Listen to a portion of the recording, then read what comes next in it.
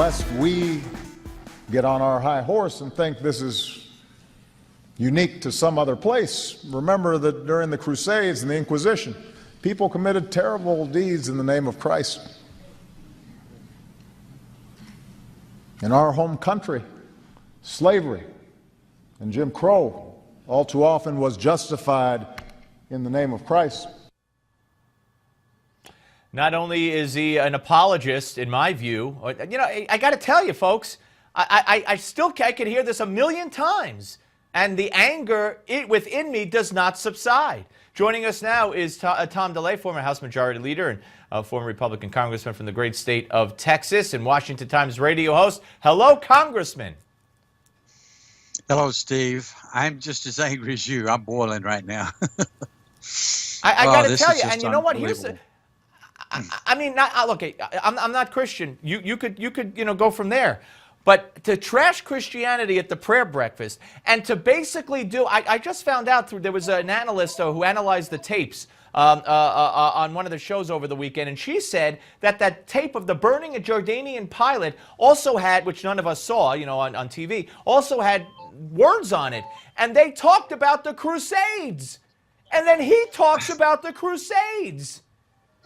Well, he doesn't even know anything about the Crusades or history.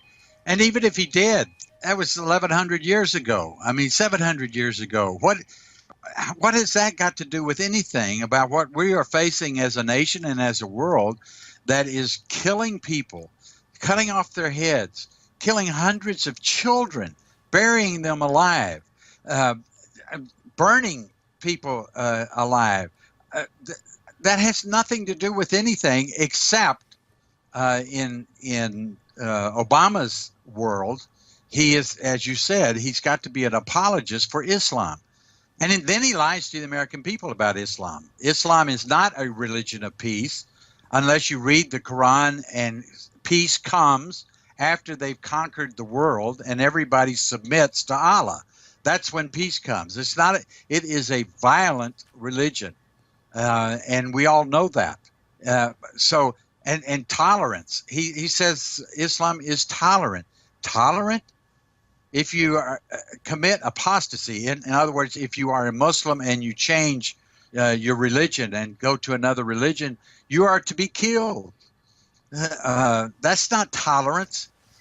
So this whole notion that Obama has to reach out and protect Islam from these extremists that he will not call Islamic radicals, is putting America and the world, for that matter, in extreme danger.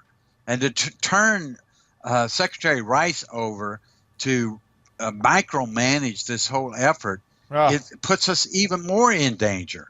This is just unbelievable. Are we going to be able to get through the next year and a half?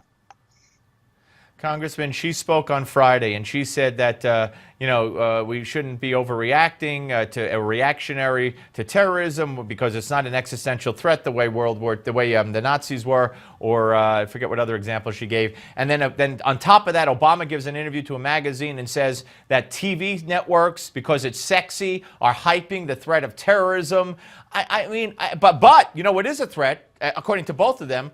Global, or whatever they call it, climate change, and the LGBT community has to be treated right. Those are national security threats, but terrorism, that's hyped up by the networks.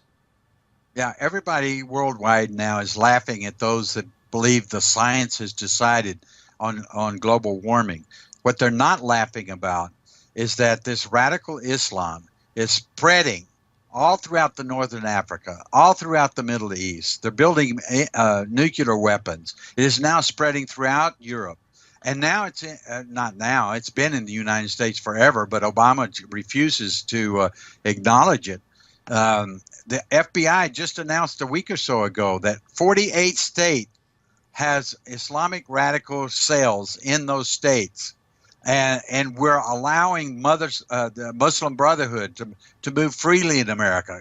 This group called CARE, Council for American Islamic Relations, moving freely within America, the Muslim Student Association, which is nothing but a front for Muslim Brotherhood, moving freely. And the president's meeting with these Muslims in the White House and not meeting with Christians or Jews. This is beyond. I wonder if some of those unidentified Muslims who met with the president at the White House told him to bring up the Crusades at the prayer breakfast. I wonder. I wonder too. Crusades and slavery, in the name of Christ, slavery in America, in the name of Christ. You know what? It was the name of Christ that freed them from slavery. It was William Wilberforce. Congressman, he should be ashamed of himself, but he can't be, and he's not. And that's what the scary part is. Thank you as always, sir. Congressman Tom DeLay. Coming up next, you're not going to want to miss Bill Donahue, I promise.